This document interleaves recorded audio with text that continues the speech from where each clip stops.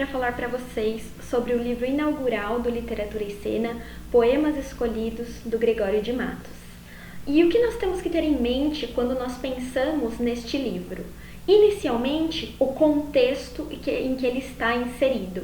Isso porque o Barroco, que é a escola literária em que esse livro se insere, ele vai acontecer na Europa e no Brasil, e ele é marcado principalmente pelo conflito, por um conflito que é existencial, por um conflito de uma sociedade que está mudando sua concepção de ver o mundo, de ver a vida e de viver. Isso significa que nós estamos em uma sociedade que é pós-feudalismo, posterior a uma concepção de teocentrismo, onde nós tínhamos Deus como centro de tudo, e isso vai gerar muitas angústias, justamente por conta de que nós estamos tendo uma mudança nessa concepção. O que isso significa? Que enquanto antes eu preservava tudo, eu vivia em função dessa questão de Deus no centro do mundo, agora essa concepção muda. Eu começo a pensar se o homem não deve estar no centro do mundo, reflexos de um período humanista.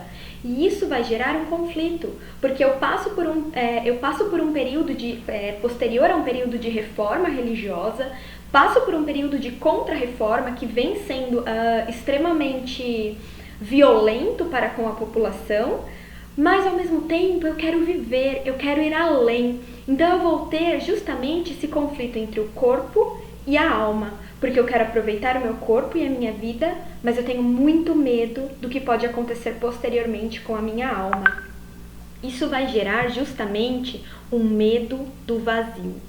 E esse medo do vazio, ele vai gerar no Barroco o que nós chamamos de a faceta do extravagante.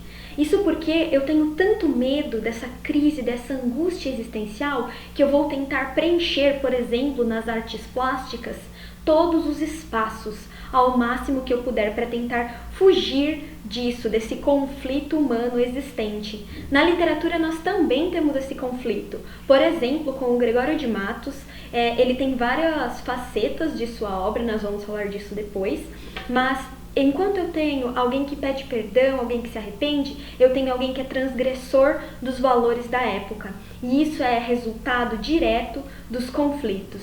Aqui no Brasil isso também acontece, embora de uma forma um pouquinho diferente, justamente por conta do hiato temporal que nós temos entre as escolas literárias na Europa e as escolas literárias no Brasil.